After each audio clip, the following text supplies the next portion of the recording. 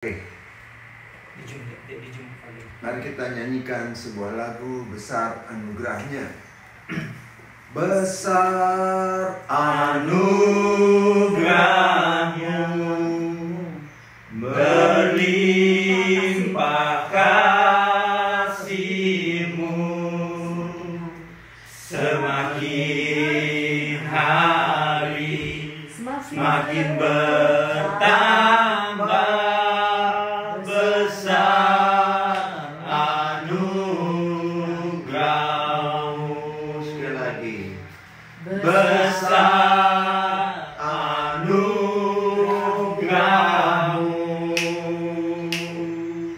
melimpah kasihmu, semakin hari semakin bertambah. Besar anugerahmu.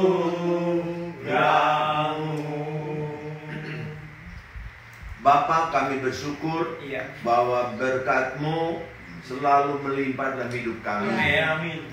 Kami adalah orang-orang yang telah dipilih dan kami disiapkan untuk kembali pada gambar dan rupa Kristus. Karena itu kami bersyukur, kami itu ada lindungan Tuhan bagi kami yang hati kami melekat pada Tuhan. Maka Tuhan akan melindungi dan meluputkan kami dari semua mara bahaya. Hari ini Tuhan, kami kembali kepada ibadah kami dan kami akan mendengarkan pesan-pesan-Mu hubungan antara COVID-19 dan stres, supaya kami percaya dan tidak hidup dalam ketakutan. Terima kasih Bapa, dalam nama Tuhan Yesus kami berdoa. Amin. Hari ini kita akan membahas satu topik, yaitu apa? COVID-19 dan stres. Ko-nya ini adalah corona, V-nya ini adalah virus, D-nya disease.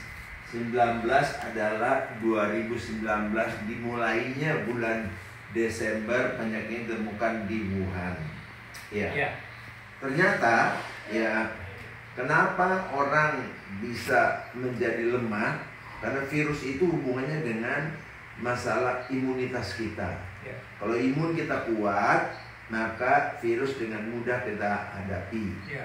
Perlu saya ulangi lagi, virus corona adalah virus yang sudah ada sejak lama. Bahkan virus itu dikenal di Indonesia pilek, akan lebih berat influenza. Itulah contoh daripada penyakit ini, penyakit yang kita kenal ini. Nah, oleh karena itu pilek itu dikenal dengan self-limiting disease. Self artinya kita sendiri bisa menyembuhkan, mengatasi penyakit itu. Limit berarti ada batas waktunya, biasa seminggu udah sembuh. Dan self-limiting disease, penyakit yang disebabkan virus. Ini semua umumnya terjadi dalam kehidupan banyak orang. Tapi yang menarik, COVID-19 ini virus corona yang bermutasi, yang dikenal sesuai dengan namanya COVID-19, yaitu berbeda dengan virus-virus yang lain. Sebenarnya virus ini juga tadinya dikenal menimbulkan banyak kematian, misalnya di daerah Timur Tengah yang disebut dengan SMERS, atau di daerah waktu itu di daerah Singapura yang disebut dengan SARS. Semuanya itu berbicara virus yang menyerang pernafasan. Maka itu ada RS semuanya, yaitu respiratory system, jadi pernafasan yang kena.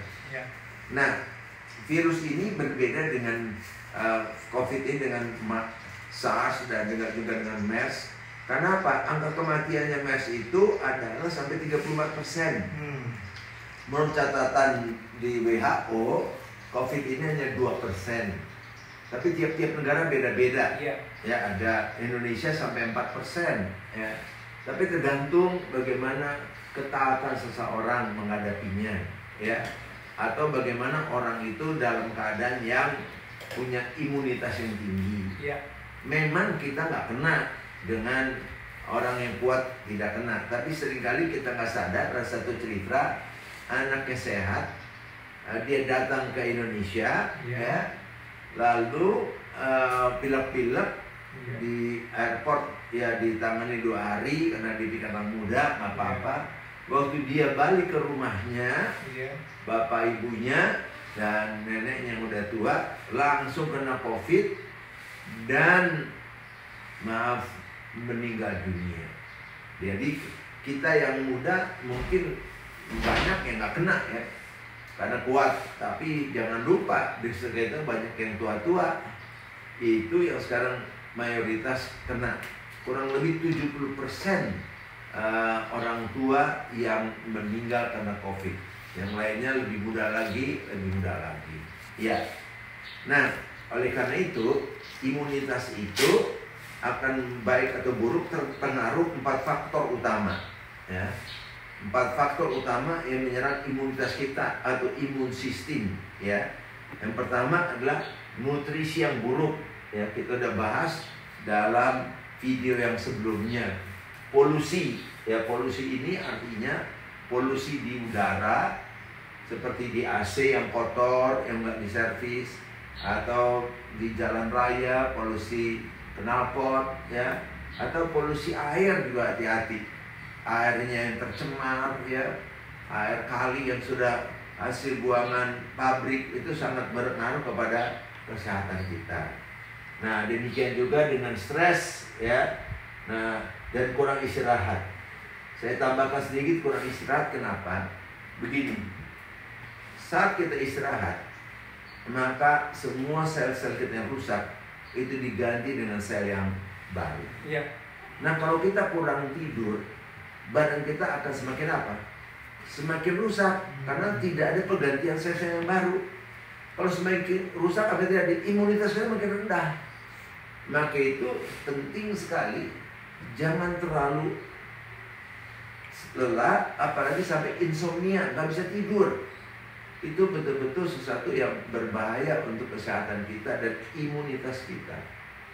Nah, yang penting sekarang saya mau bicara itu tentang stres. Kenapa sampai bisa stres? Nah, coba kita lihat keterangan berikutnya. Bagaimana stres mempengaruhi antibodi atau imun sistem atau daya tahan? Itu sama, ya. Antibodi, imun sistem, daya tahan itu satu pengertian.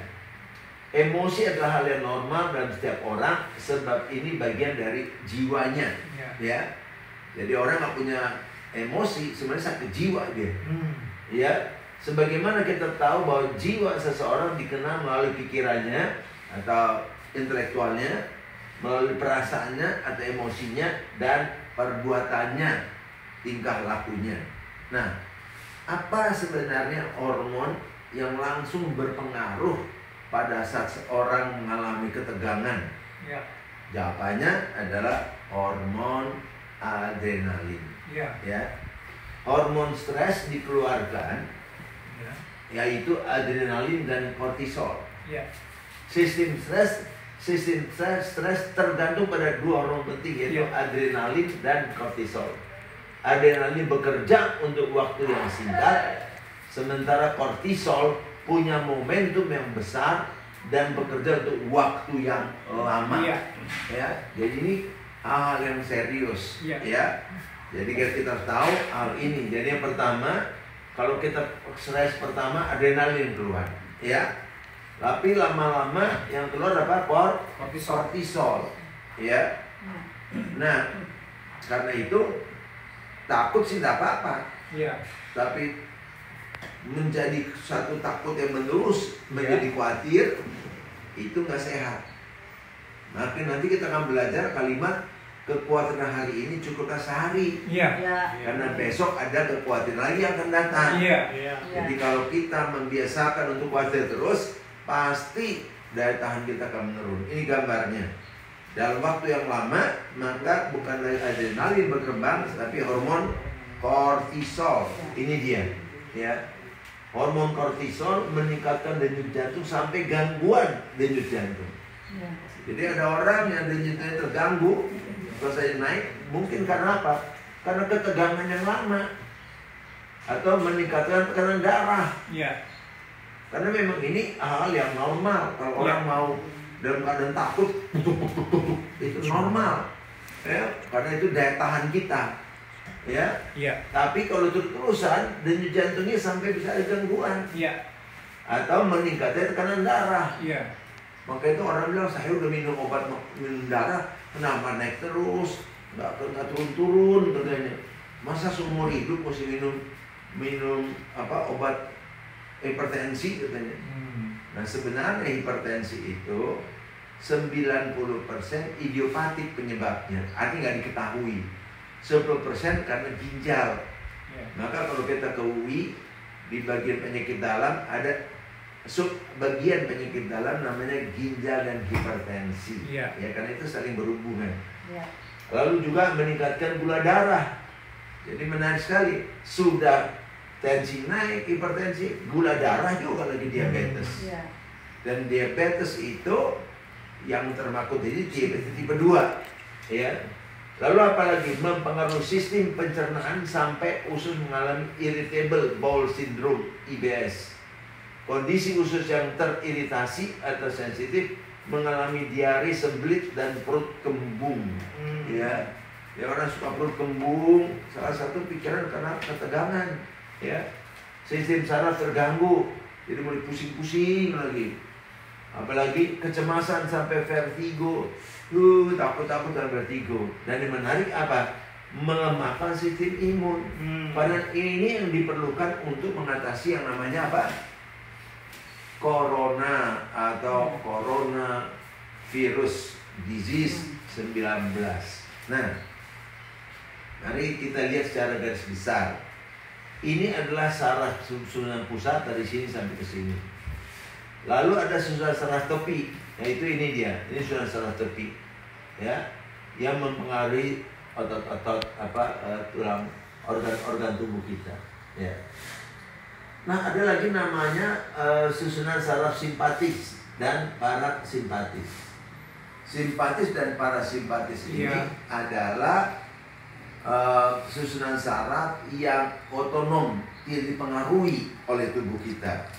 Misalnya kita mules, ya, kita nggak bisa bilang gini, mules tenang, susah. Karena itu di luar pikiran kita.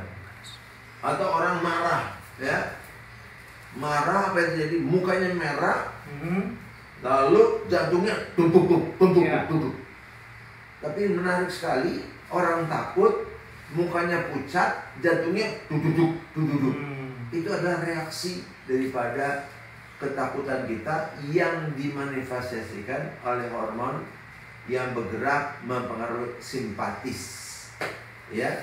Nah itu nggak bisa kali kita nggak bilang saya lagi marah, jangan kelihatan merah mukanya, nggak bisa. Itu namanya saraf otonom. Nah, di saraf otonom inilah kalau kita melihat waktu kita mengalami simpatis, maka dilatasi pupil. Kenapa? Karena kita lagi dalam keadaan mempertahankan diri. Mata kita terbuka seluas-luasnya untuk melihat bahaya dari mana. Yang kedua, selalu inhibit salivation, artinya air liur kita jadi kering, jadi tegang, ya. Terus increase heartbeat, artinya nah itu dia. Terus relax airway, kenapa? Melebar, ya, supaya napas lebih bagus. Terus apalagi inhibit activity of stomach, termasuk juga inhibit activity of intestine. Artinya apa? Semua usus kita berhenti bergerak. Maka itu jarang kita lihat tentara atau polisi yang lagi bertugas di lapangan tiba-tiba ke belakang ke WC. Enggak. Kenapa? Saat dia dalam keadaan siaga, usus berhenti bergerak. Supaya apa? Semua otot, semua pengaruh perginya ke otot dan ke otak dengan ketegangan tinggi. Nah, itu juga keterangan-keterangan. Nah, dari anak ginjal dikeluarkan epinefrin, norepinefrin. Inilah yang menyebabkan hipertensi. Ya, ini sekedar untuk kita ketahui saja akibat daripada orang yang dalam keadaan tegang. Ya, nah apa yang terjadi? Mari kita lihat. Katakan demikian, stres membuat kelenjar adrenal meningkat yang akibat mempengaruhi beberapa hormon dalam tubuh. Kedua, meningkatkan kadar gula darah. Ketiga, menambah metabolisme. Terus kortisol merupakan hormon utama yang menimbulkan tiroksin. Bila adrenal fungsinya menurun, maka terjadi hipotiroidisme. Ya, lalu menurunkan pembentukan tulang, menekan imun sistem. Nah ini dia, imun sistem. Jadi nggak boleh kita dalam keadaan tegang. Nah, ya, ini juga ada tambahan lagi. Menurunkan hormon kortisol akan menimbulkan fungsi imun menurun.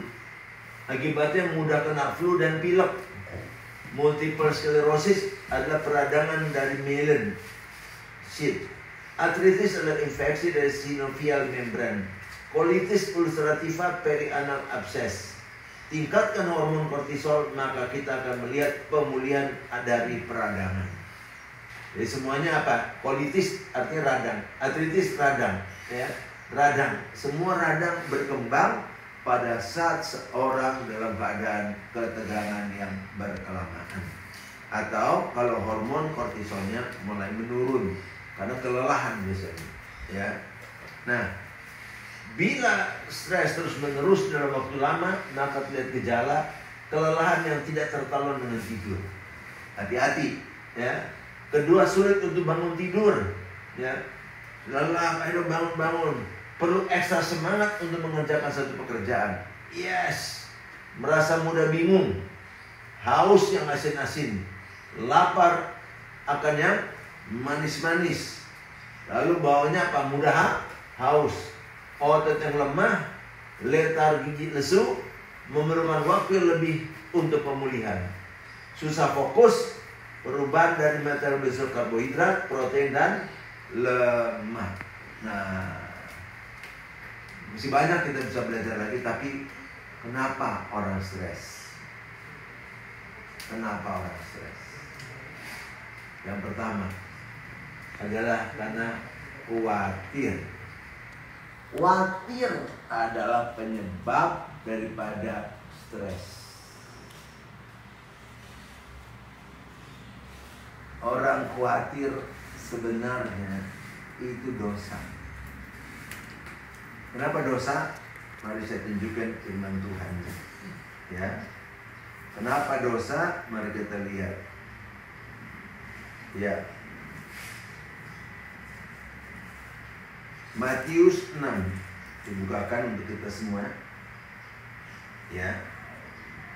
Ayat yang ke-25. Karena itu aku berkata kepadamu, janganlah khawatir akan hidupmu, akan apa yang hendak kamu makan atau minum, dan janganlah khawatir pula akan tubuhmu, akan apa yang hendak kamu pakai. Bukankah hidup itu lebih penting daripada makanan, dan tubuh itu lebih penting daripada pakaian? Maka kalau kita katakan asal ada makanan dan pakaian, cukuplah. Ya, jadi nggak usah berlebihan. Ya, banyak orang selalu nggak merasa cukup. Ya, karena mereka dikhawatirkan dengan yang lain-lain. Ya. Kenapa? Nah, coba kita lihat lagi ayat berikutnya. Ya, kita akan melihat ayat berikutnya. Kita lihat di kitab Timotius. Ya, 1 Timotius ya 6. Ya, mari kita lihat 1 Timotius 6. Ya, ya. Baca ayat ke-8. Asal ada makanan dan pakaian, cukuplah. Tapi kenapa orang khawatir? Ya, kenapa harus khawatir? Saya katakan tadi, khawatir adalah sebenarnya dosa. Ini nih ayatnya. Khawatir adalah dosa. Nih, kalau kita katakan janganlah khawatir, berarti khawatir dosa. Jangan berzina, berzina dosa. Jangan mencuri, mencuri dosa. Kenapa orang khawatir? Karena dia tidak percaya Tuhan. Atau yang dalam prakteknya, hidup ini yang dia cari bukan Tuhan, tapi uang. Maka itu ayat 24, satu ayat sebelumnya mengatakan apa? Tak seorang pun dapat mengabdi kepada dua tuan. Karena jika demikian ia akan membenci yang seorang dan mengasihi yang lain, atau ia akan setia pada seorang dan tidak mengindahkan yang lain. Kamu tak dapat mengabdi kepada Allah dan kepada Mammon. Ya. Itu persoalannya. Selama orang itu tidak bisa mengerti dan tidak mengandalkan Tuhan dalam hidupnya, percuma. Iya. Iya, boleh dia rajin ke gereja, boleh baca Alkitab. Iya. Selama khawatir masalah hidupnya, dia tidak percaya Tuhan. Iya. Maka itu mau diomongin apa? Sekali saudara khawatir, saudara mengandalkan kekuatan dunia. Jadi khawatir itu dosa. Ya. Dan Tuhan katakan apa? Serahkan khawatirmu. Amin. Ya. Kita baca sekarang kitab Petrus. Alkitab mengatakan, ya, 1 Petrus 5. Ya. Ayat ke-7. Mari kita baca sama-sama. 1 Petrus 5 ayat ke-7. 1, 2, 3. Serahkanlah segala khawatirmu kepadanya, sebab Ia yang memelihara kamu. Artinya apa? Kenapa Tuhan gak bisa pelihara kita? Karena kita khawatir. Tuhan gak mau menolong orang yang hidupnya khawatir. Kenapa? Khawatir itu tidak mengandalkan Tuhan. Khawatir itu mengandalkan lingkungannya, materi, mammon, uang. Banyak orang ada uang, wah hebat. Gak ada uang ketakutan. Banyak orang mau bikin apa-apa, gak ada uang gak bisa apa-apa. Tidak. Kita melakukan segala sesuatu bukan karena uang, karena Tuhan yang suruh. Amin. Kalau Tuhan yang suruh, pasti penyediaannya ada. Yes. Nah ini yang banyak menjadi masalah. Yeah. Maka itu diingatkan lagi, bersadarlah dan berjaga-jagalah, lawan musuh iblis berjalan keliling sama seperti singa yang mau dan mencari orang dapat telahnya. Siapa yang dapat telahnya? Orang yang ketakutan. Wow, ketakutan. Hari ini kekhawatiran sedang menguasai dunia ini. Orang-orang ketakutan semuanya. Apa gunanya kita bilang percaya Tuhan? Karena begitu kita khawatir, saya ingatkan kepada kita tidak akan bisa mengandalkan Tuhan. Iya. Jalannya bagaimana? Kita buka kitab Filipi 4, ya, menyatakan sebagai berikut. Ya, coba kita baca sama-sama ayat 6. Janganlah hendaknya kamu khawatir tentang apapun juga, termasuk apa? Tentang corona. Iya. Tetapi nyatakanlah segala hal keinginanmu kepada Allah dan doa dan permohonan dan ucapan syukur. Maka buktinya kita khawatir apa? Damai sejahtera Allah yang melampaui segala akal akan memelihara hati dan pikiranmu dalam Kristus Yesus. Itu pentingnya. Amin. Maka itu diingatkan kita lagi, hidup ini jangan ukurannya uang. Ya. Dan ukurannya uang. Nih lihat, ya. Tuhan katakan apa? Dari ayat 24 kan bicara tentang uang, mammon. Mammon itu uang. Ini. Maka itu kalau orang yang mengandalkan bukan Tuhan tapi mammon, keluar kalimat kamu khawatir. Khawatir terus. Padahal ada makanan pakaian cukup. Iya. Ya, udah dibilang begitu. Nah, coba lihat siapa orang yang khawatir itu. Nah, lihat ya 31. Sebab itu janganlah kamu khawatir dan berkata, apa akan kami makan, apa yang kami minum, apa yang akan kami pakai. Semua itu dicari bangsa-bangsa yang tidak mengenal Allah. Jadi sama aja kalau gitu. Iya. Kalau kita hidupnya dalam keadaan khawatir, kita sama dengan bangsa yang tidak mengenal Allah. Perhatikan dong. Akan tetapi, sekali lagi baca. Akan tetapi Bapamu yang di surga tahu bahwa kamu memerlukan semuanya itu. Maka itu pastikan dong kita punya Bapa. Amin. Maka itu doa Bapa kami itu bukan sekedar punya Bapa. Kita ini anaknya. Iya. Pasti semuanya disediakan yang kita perlukan. Ya. Nah, karena itu Tuhan bilang apa? Tetapi carilah dahulu kerajaan Allah dan kebenarannya. Iya. Maka semua itu akan ditambahkan kepadamu. Iya. Nah, khusus untuk khawatir, ingat lagi ayat 34. Sebab itu jangan lama khawatir akan hari besok. Karena hari besok mempunyai kesusahan sendiri. Kesusahan sehari cukuplah untuk sehari. Ini belum apa-apa, mikir lu jauh-jauh.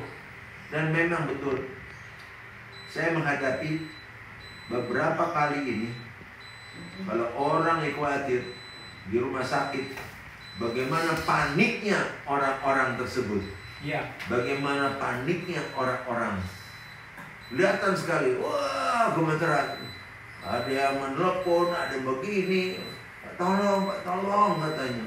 Jadi ini semua ada sesuatu yang cukup memberikan pengaruh yang besar kepada kita. Ya, jadi jangan khawatir. Percayalah pada Tuhan dengan segenap hatimu. Ya. Dan maka Ia akan memelihara kamu. Amin. Ya. Selama engkau khawatir, Tuhan tidak bisa memelihara kamu. Ya. Maka itu Tuhan kata, serahkanlah khawatirmu kepada-Ku karena Aku lah memelihara kamu. Amin. Ya, Tuhan katakan lawanlah ia dengan iman yang teguh. Ya. Khawatir itu kan gak beriman. Ya. Ya. Gimana melawan serangan iblis? Makin takut kita, makin rendah imunitas kita. Ya. Makin tak berdaya kita melawan corona. Ya. Ya. Nah, yang kedua, ya. Selain memang khawatir, maka kita yang kedua apa? Jangan bersungut-sungut, ya. Jangan dendam, jangan ambisius, frustasi, ya. Semua hal inilah yang menyebabkan orang itu stres, ya. Bersungut-sungut artinya dia tidak bisa menerima keberadaannya. Aduh, kalau tahu gini saya di Singapura nih. Aduh, saya di Amerika. Semua juga bahaya. Iya. Paling banyak Amerika. Banyak orang pikir, aduh sakit, mau terbang ke Amerika, mau terbang ke Singapura. Inggris. Duit banyak. Emangnya duit berkuasa. Di sini kita belajar uang tidak punya kuasa. Ya. Uang tidak punya apa? Kuasa. Jadi biar ada uang, mau kemana? Di sini kita lihat uang tidak bisa beli kesehatan. Ya, uang tidak bisa beli rumah sakit. Ya. Ya mungkin bisa lah. Beli rumah sakit, beli obat yang paling mahal.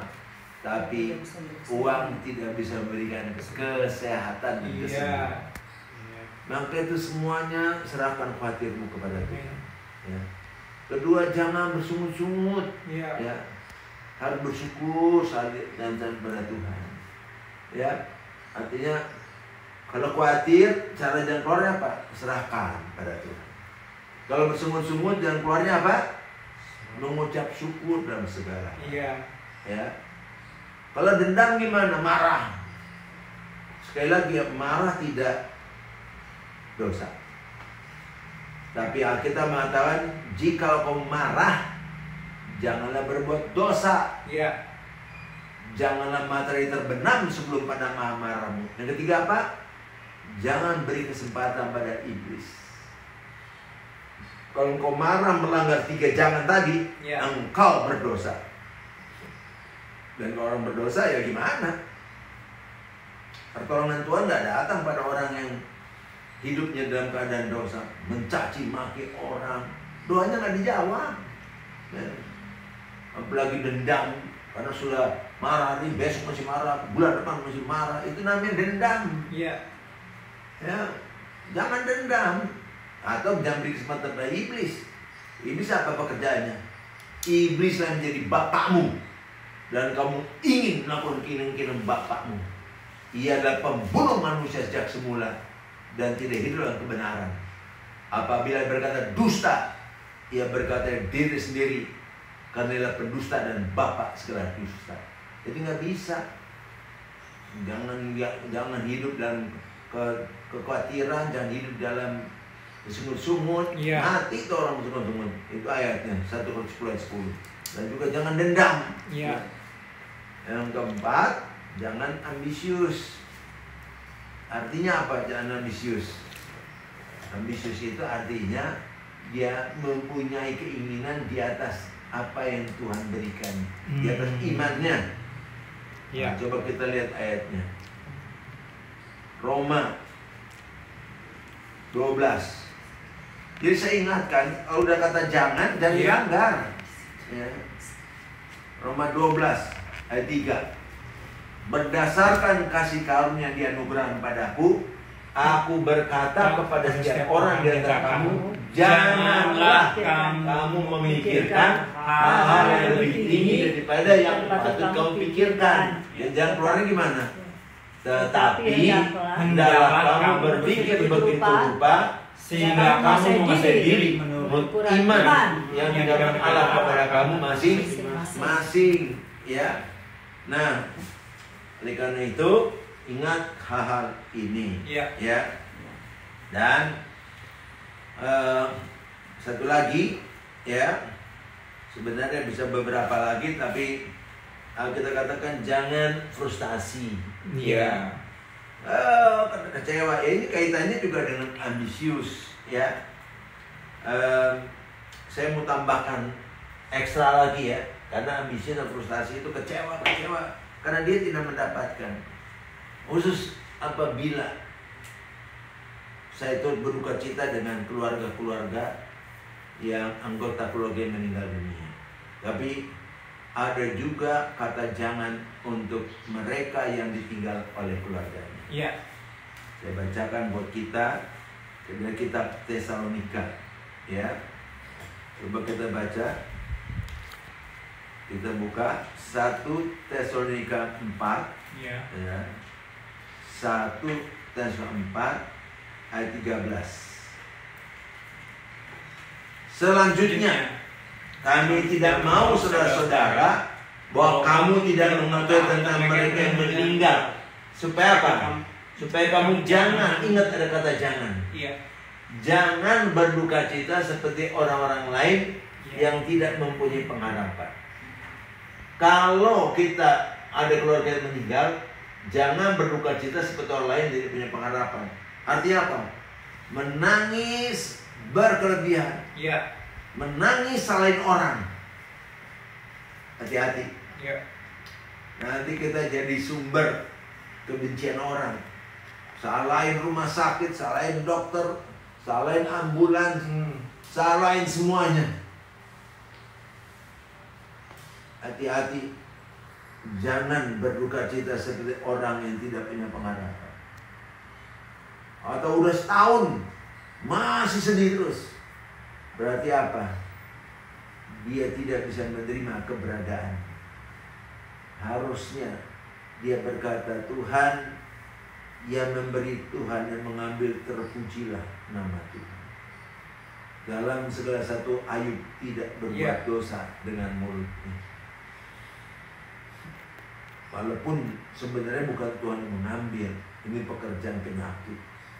Karena kehendak Tuhan supaya kita ini panjang umur, sehat. Tapi biar gimana pun, jangan salahkan Tuhan.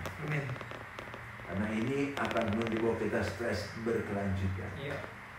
Jadi pesan saya untuk kita semua, ya, sebelum kita akhiri, sekarang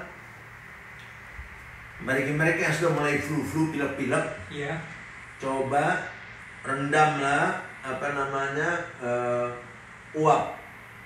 uap ini, herbal kita yang terkenal itu, bisa cengkeh atau ini saja jahe, ya, atau lagi jahe merah atau apapun, rendam, terus coba asapnya dihisap. Gitu, asapnya itu sangat efektif. Kayak orang pilek kan, orang pilek suka gitu, pakai fix kan, formula. Itu betul-betul mengeluarkan semua lendir-lendir yang secara praktis. Kedua, ternyata daun kelor itu tinggi vitamin C-nya dan berbagai vitaminnya lagi. Ya, jambu biji. Jadi sekarang kalau kita ke apotik, semua apotik yang saya kunjungi kemarin, vitamin C habis. Ya sudah, jangan terjebak dengan vitamin C buatan. Vitamin C yang asli dong. Dari mana? Jambu biji, kulit jeruk. Ya, jadi kalau makan jeruk itu makan sama kulit-kulitnya katanya. Ya, terus bangun hidup bangunlah hidup yang bersih, ya, mandi, cuci, ya, dan jangan lupa bila batuk atau bersin, gini, ya, jangan begini, nanti di sini nempel, lalu salam orang kiri kanan, ya, dan kebiasaan cuci tangan berapa menit? 20 menit, ya, 20 detik, sorry, ya. Kenapa? Karena busa itu yang membunuh virus, ya. Jadi kalau tidak punya sanitizer, sabun aja cuci cukup. Ya. Dan kalau keluar rumah, saya juga dari rumah sakit, walaupun kita udah pakai semua alat ADP, ya, untuk pelindung diri, APD, ya, maka kami sampai rumah tetap mandi. Mari saya berdoa untuk kita semua. Bapa Surgawi, hari ini kami telah mendengar firman Tuhan. Bahwa Tuhanlah perlindungan kami, Tuhanlah pertolongan kami, Tuhan memelihara kami. Tapi kami tahu apabila kami khawatir, Tuhan tidak akan bisa memelihara kami. Maka itu firman Tuhan katakan, serahkanlah khawatirmu kepadaku, karena aku yang memelihara kamu. Dan bukti bahwa Tuhan memelihara kita, ada damai sejahtera. Serahkan hidupmu, jangan lagi engkau khawatir, janganlah engkau dendam, marah, yang berkelanjutan, janganlah engkau bersungut-sungut, janganlah engkau berambisius, janganlah berduka cita seperti orang yang tidak punya pengharapan. Percayalah, Tuhan memelihara kita, penyakit ini akan segera berlalu. Bertahanlah, percayalah, buatlah hal yang positif, yang praktis di rumah. Isilah dengan kesehatan. Jangan hanya makan tidur. Itu pun mendatangkan berbagai penyakit. Bereskan rumah, buat persekutuan yang baik dengan rumah tangga. Dalam rumah tanggamu, maka damai sejahtera Tuhan menyertai. Dalam nama Yesus, turunlah berkat Tuhan, anugerah yang tak berkesudahan dari Roh Kudus, dan damai sejahtera daripada Bapa. Haleluya. Amin. Amin. Baik, sampai sekianlah acara kita, dan dilanjutkan nanti dalam ibadah berikutnya. Tuhan serta kita. Amin. Haleluya. Haleluya.